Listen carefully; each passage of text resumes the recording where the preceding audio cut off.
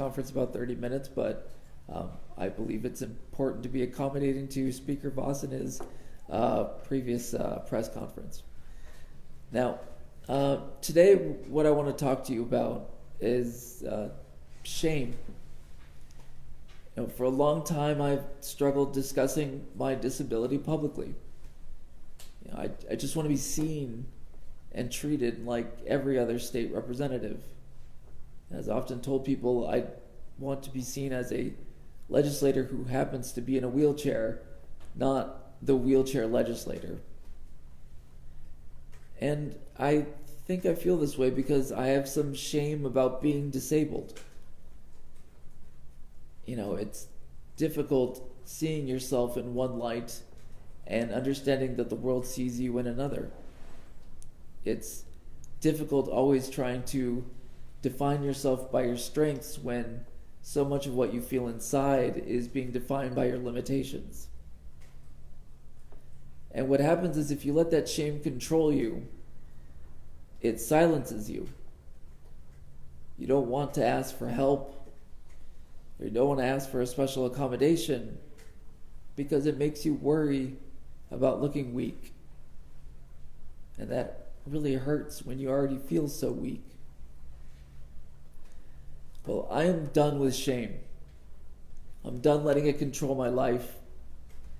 I'm done holding my tongue and pretending that everything's okay when I'm being denied what is rightfully mine.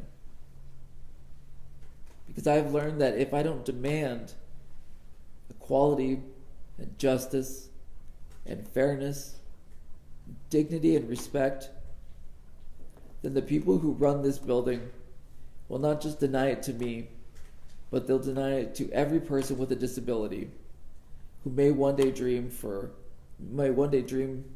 run for office and to represent their communities. And I'll be damned if I'm going to stand by and squash the potential of those boys and girls who may already be struggling with their own personal limitations. So in that spirit, I will be filing a verified complaint with the Dane County District Attorney's Office, arguing that Republican leadership broke our open meetings laws when they excluded me from participating in the legislative process during the early morning hours when we voted on the Wisconsin Power Grab legislation.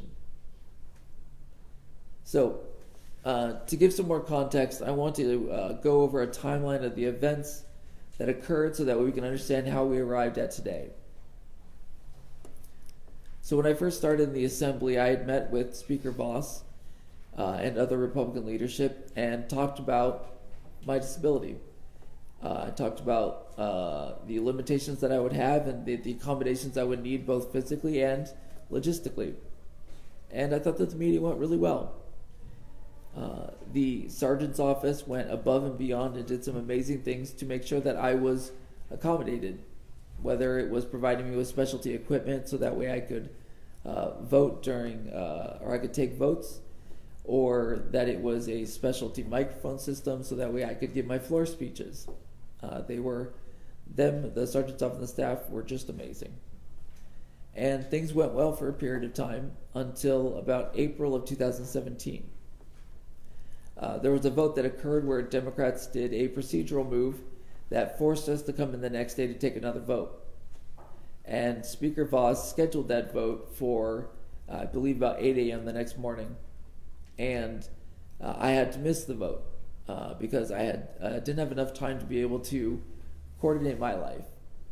And I went to Democratic leadership after the vote to explain that when a vote gets scheduled at 8 a.m., that means that I have to start getting ready between 5 and 6 a.m., which means that the home health assistants that I have to schedule have to start driving at 4 a.m., which means that she has to start getting ready at 3 a.m.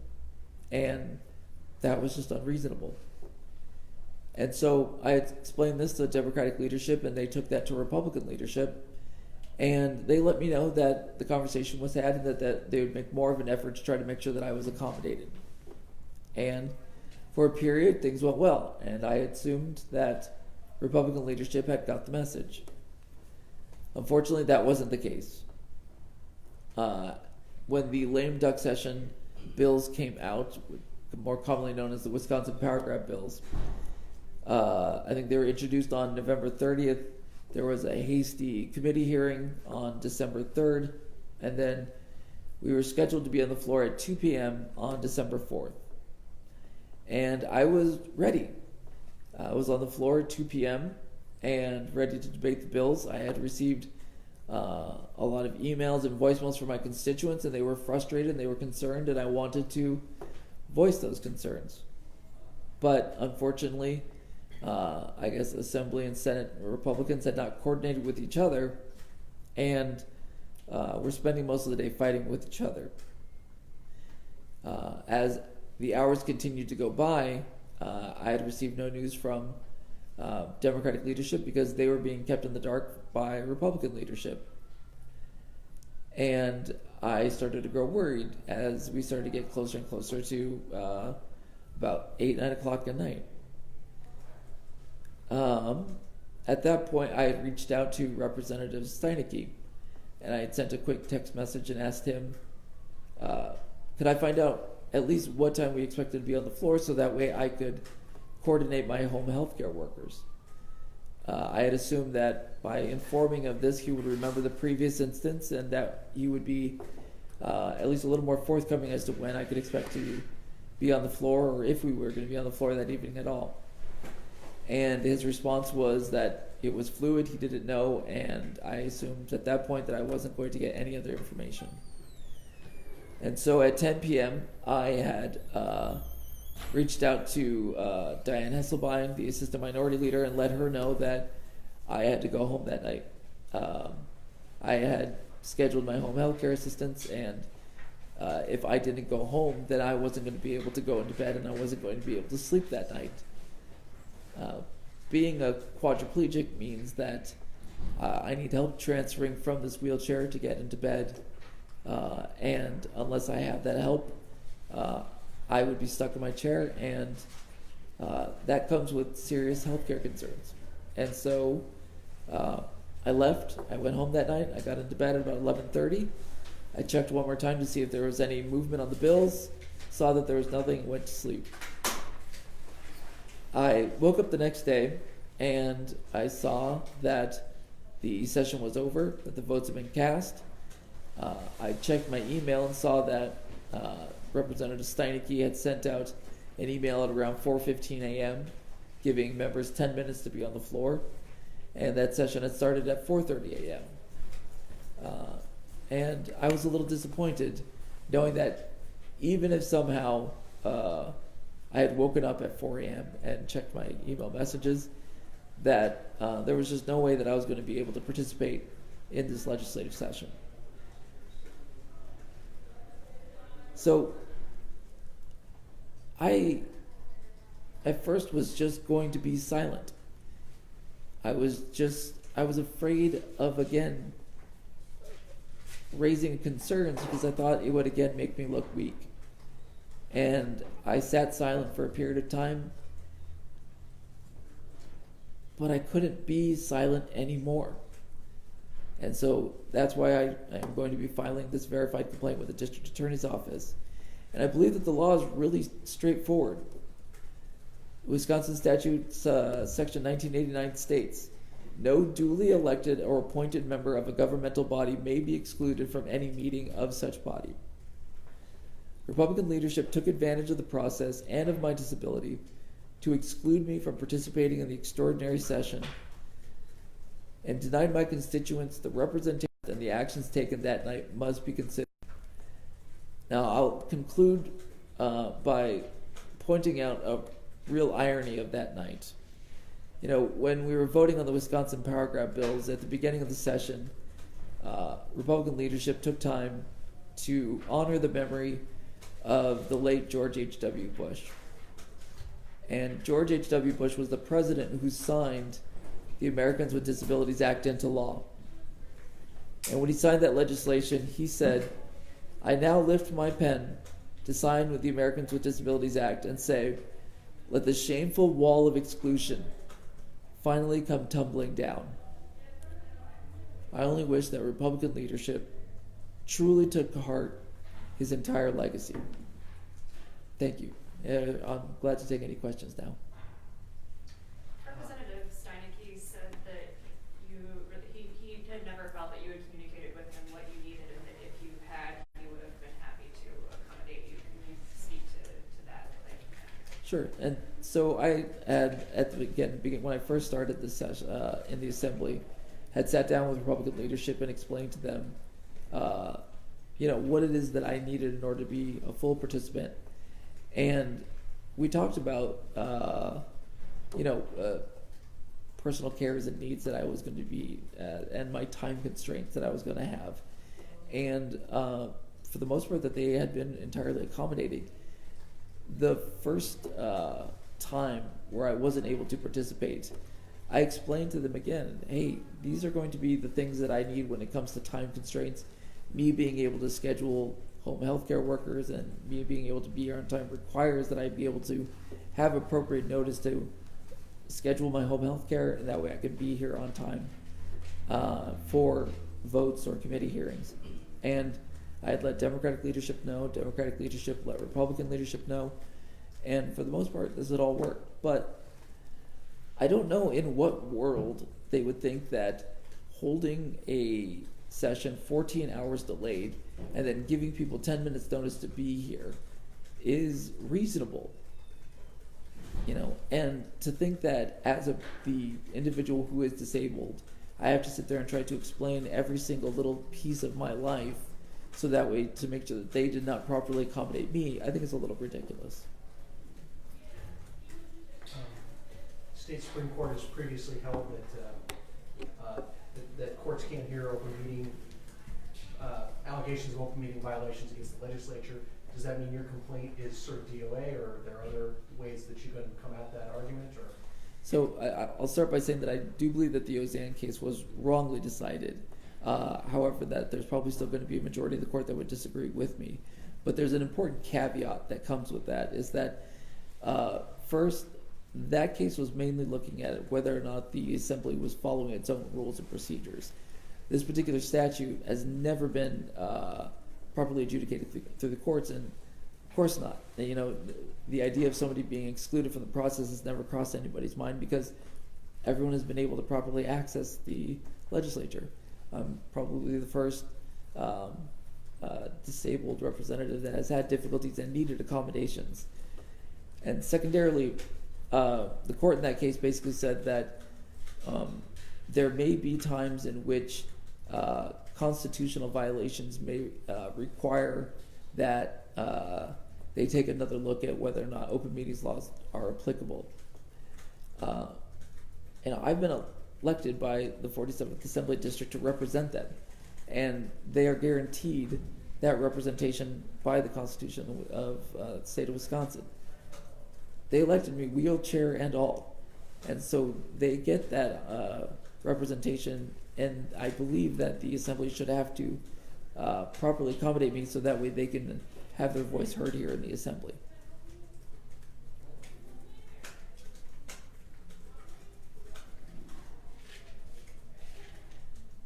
Did you ever imagine when you were elected that you would come across a situation where you would be in the Capitol all night?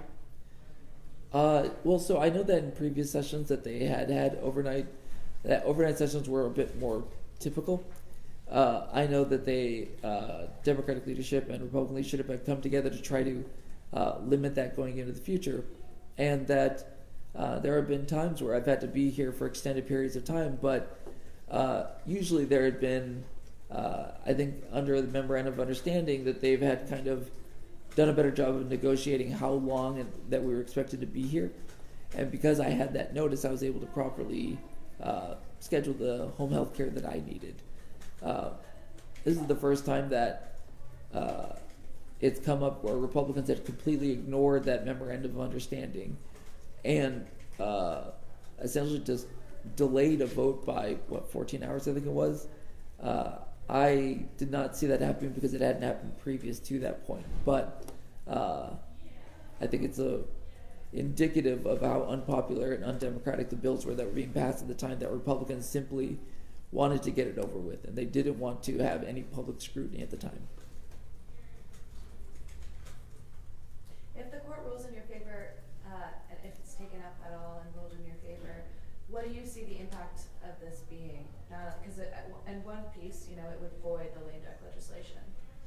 Yeah, I mean, I think that the law is pretty clear that if they didn't act according to the open meetings laws, that these laws must be null and void.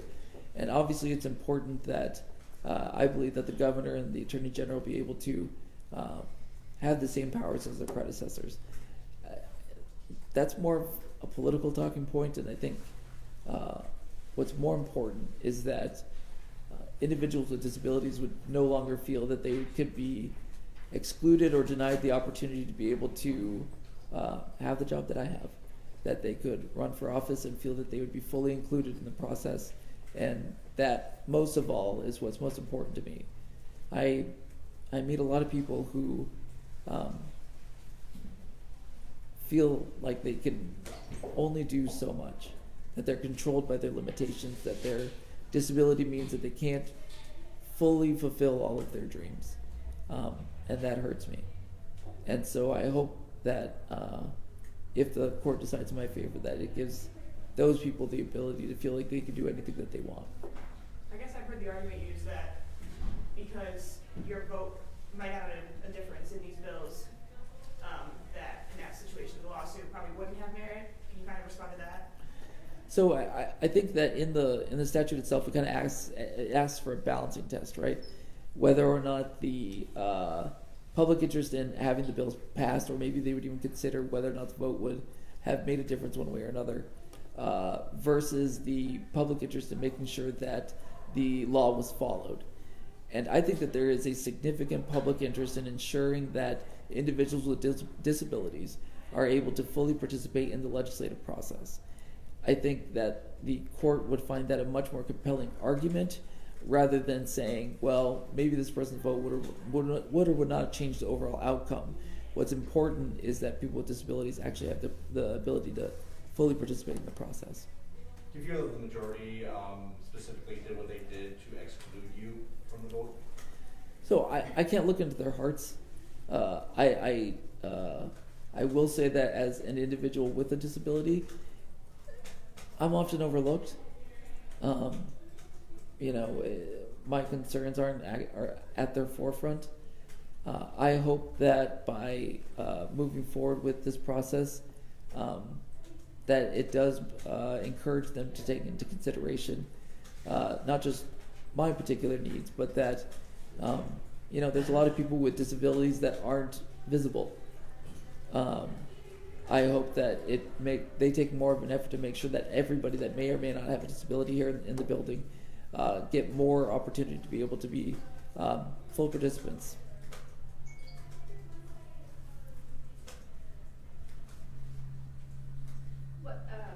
What would have been, I guess, an adequate amount of time if we'd gone home? Like, how much time do you need to prepare to get back here? And I think that's the real funny thing is that if they would have just held it at 2 p.m. the following day, there would have been no problem. Just being able to have even 5-6 hours of notice would have been appropriate for me to be able to be there on time. It's just when we start getting into those overnight sessions is when it really starts to get difficult, and because it's not just my time. There are people that I work with have kids, have lives, and so I have to be respectful of their time as well. It's not as if I'm asking for the world. I just think a reasonable amount of notice would have been appropriate. Do you think the Speaker and Senator Fitzgerald were aware of this? I don't know. And I think it's important for them to be aware of this in the future. And so I hope that they do take this into consideration moving forward into this new session.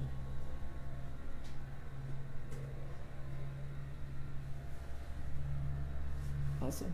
Well, if there's no further questions, I really appreciate your time. Thank you so much. You-